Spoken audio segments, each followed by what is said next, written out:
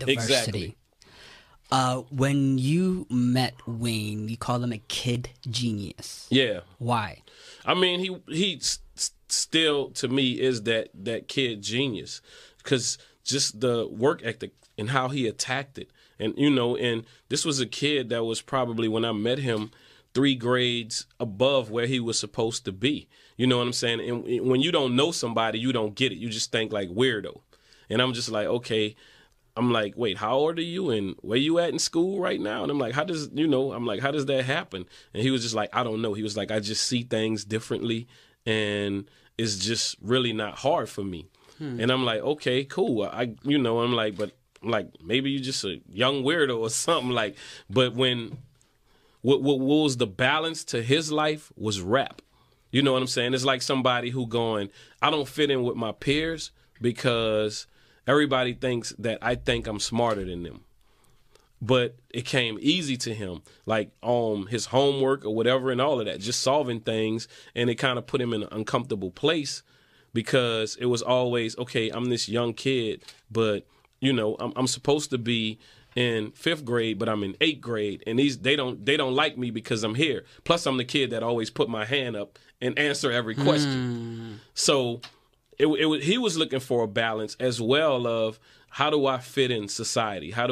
Where's my cool place? Like, so for him, he fell in love with hip hop, with rap, and he couldn't wait to say, I'm going to show off my wordplay. I'm going to show, because even this comes easy to me, but this is a filter for me to go nuts.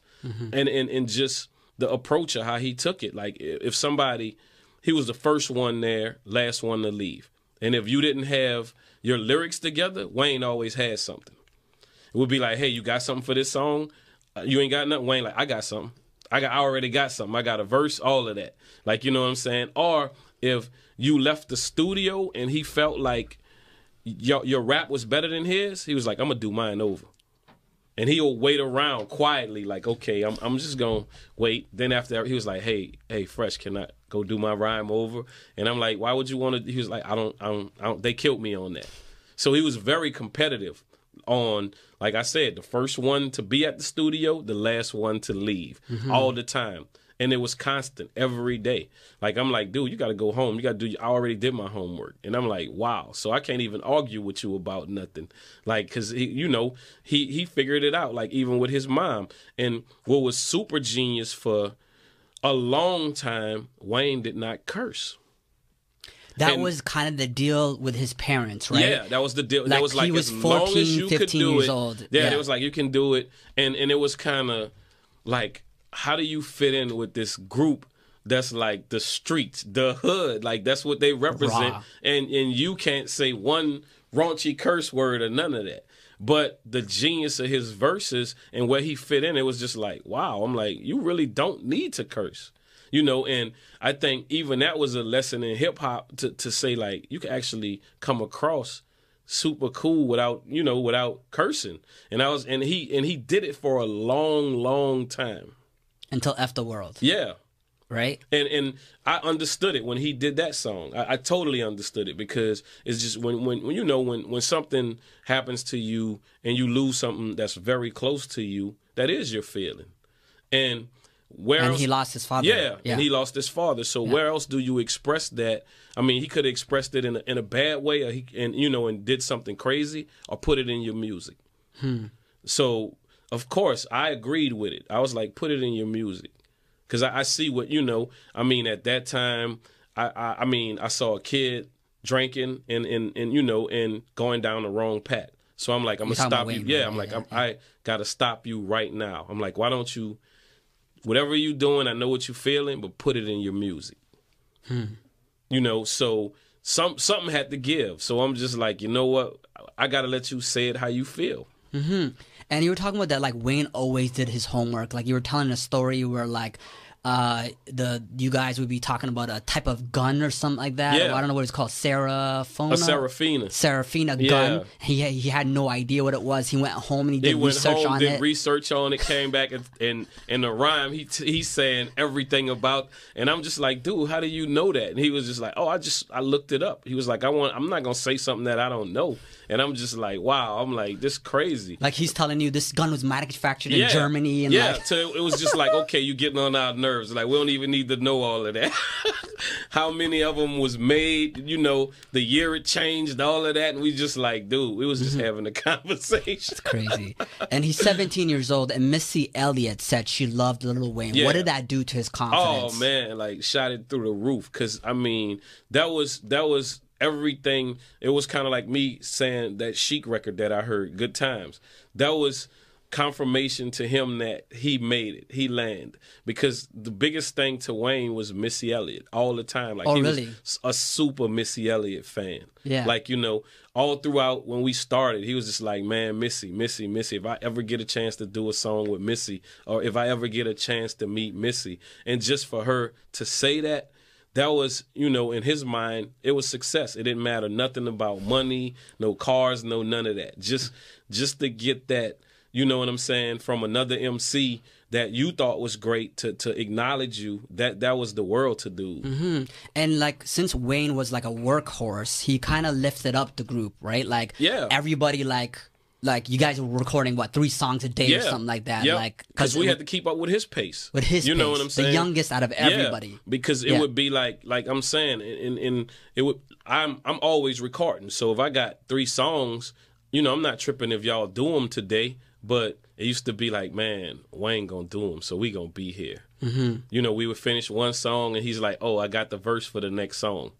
And I only played it when we first got to the studio. And I'm like, well, how do you get the verse on? He was like, I already know. And so you got to think about it. If he started the song off and he killed it, so now he got everybody else going, I can't just put anything on it. Like, you just like, man, I'm like, and he did it purposely to set the pace on like, now come behind that. Got to step up your bars.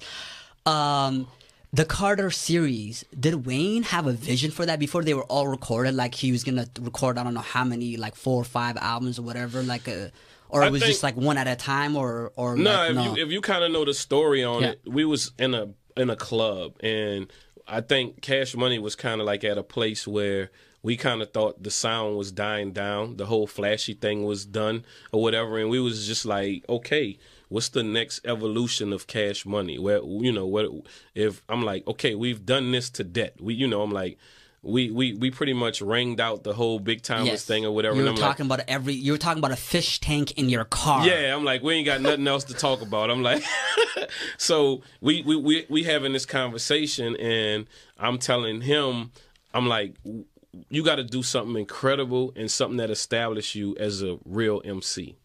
Like, you know what I'm saying? Something that's going to make the public go like, okay, it's serious. It's serious over there. And he was just like, he was like, I've been feeling that way for a while. But he was like, he was like, I feel like the track's been, and just him giving me not criticism about it, but just saying what he needed to be that as well. He was like, I kind of need you to go in, bro. He was like, I need you. He was telling you to level up with him as well. He was like, so if this is what it's gonna be, he was like, you know, from all around the board, it's got to be something that, you know, it's got to be a body of work that every song you could listen to. Like, you're not gonna skip through nothing. You're gonna want to hear every song. And I'm like, okay. And I'm going, well, I thought we always did that. And he was just like, nah. He was like, you know, it's been good, but he was like, I want this. Because if it's going to start off what we doing, something completely different, it's got to be a super cool album. So I'm like, all right. So when we get into it, it was more of research 50 and the album 50. We did all kind of research on how do we get this demographic, how do we get these people to like it. We even brought in his mom on songs. Like, what would you like to hear? Like, and she was just like, I like Maze and Frankie Beverly. I like Al Green. Even the Al Green song that we did, that came from his mom. And I'm like, okay, how about we do an Al Green song, The Way More Fly Than You? And I'm like, so we won you over. You know what I'm saying? The next thing. But why were you trying to win Lil Wayne's mom over? We wanted this album to touch everybody. We didn't want to leave. We didn't want it to just be, you know, like, okay, it's just some kids that like it. We wanted it to be able to cross over to everybody. every race, everything that you could name. Animals, you know, like even me doing the introduction, it was real. Like cats, dogs. We wanted the whole planet to love this album. Like we was just like, how do we get this across to everybody? Being, as I told you, being a fan of Cash Money for 12 years old, like we don't understand what is happening. Like, because maybe the last decade, if it wasn't for Lil Wayne, I don't know where Cash Money would be around. Yeah. Right? Him bringing on Young Money and Drake and Nicki Minaj and all that type of stuff. It's like, you know, the Jordan brand not paying Michael Jordan.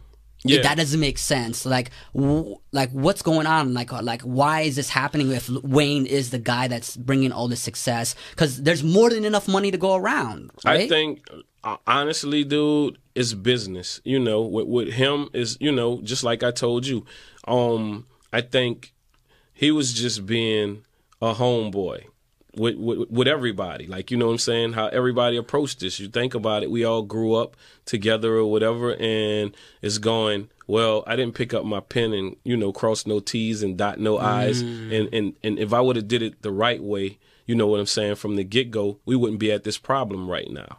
So I'm just thinking that my perception of it is, you know, is not just him, is a lesson for anybody that's involved in hip hop, anybody that's involved in business. Like, don't do homeboy business. Do it the right way. You know, and if you really with me, you'll allow me to get my attorneys and, you know, and make sure my money comes to me so we don't have no misunderstandings and all of that. And we can grow old together and be friends and all of that. So I think the first thing is we got to learn, as whatever you want to call it, hip hop artists, to do business the right way.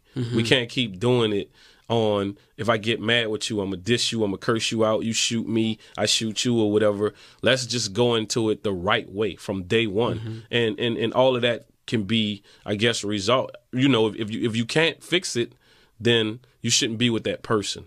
But what my feeling is this. Honestly, if Wayne gets what is due to him, then maybe all will be forgiven. But he deserves it. Like, you know what I'm saying? I don't know the whole ins and outs of it, but I think, like, yeah, you know, I would be telling you a lie if, you know, I didn't say he had that label on his back. You know what I'm saying? Everybody, it's obvious to everybody. Yeah, Come it's on. obvious. Yeah, like, you know what I'm saying? So the biggest artists, like Drake and Nicki Minaj, are the biggest artists in the world. I honestly think, you know, I think me being with my thing, I was a lot more like older, mature or whatever. And I still, like I told you, I look at Wayne as an artist that got robbed out of his childhood because he grew up around grown men and he imitated what grown men did. Like, you know what I'm saying? It's almost like the Michael Jackson syndrome. Yeah, that's like, you know thinking. what I'm saying? Yeah. So him just lashing out and saying things is just him being a young person right now. You know what I'm saying? And do he mean it? I don't really know or whatever, but yeah, if you was mad about something, you know, yeah, you would do that if you at that age, and you know what I'm saying, and you felt like, man, like I've done all of this and this is what I get. But I really think in my heart, like if he gets, you know, what it is that he's seeking and all of that gets taken care of, yeah, we could get back to what we doing. You know what I'm saying? And that's what it is. And do it the right way. Like, I have no ill feelings towards nobody. Me and Wayne always talk. We even talked when I wasn't there, when it was, you know, when it was going on. And the crazy thing was, what started, I guess, all of this was, you know, we did the Carter. And you know, and nobody was expecting that I was going to work on a Carter. Nobody even knew that was going on. So it was a great. You've been working on all the previous Lil Wayne albums, no? Yeah, I did little songs here and there, but this was the one that was more of, this is what, you know, the fans want, the world want. They like, oh, you got a gang of songs from Mannie. Like, you know what I'm saying? Now this feels like, you know what I'm saying? Like this is what we want. So I kind of felt like we in a good space. We in a good place. Like, you know, this is what fans want. This is what the world want, you know, and even me and him, it was just something that kept us from even doing this. Like, you know, it would be a bad taste if he went against his record company to say, well, I'm going to bring in fresh. But we kind of put all of that aside and said, hey, bro, this is what we going to do. But I know right now, like I said, at the end of the day, it's just business. But I understand him screaming out and where he at right now in life, because you know, like I said, he's never been somebody who had a time where I could actually really go to a skate park and just enjoy myself, just me, without being mobbed by thousands of people or whatever. Like right now, you like the biggest star in rap. So where can you go? Like, you know what I'm saying? So you don't have that average life like anybody else.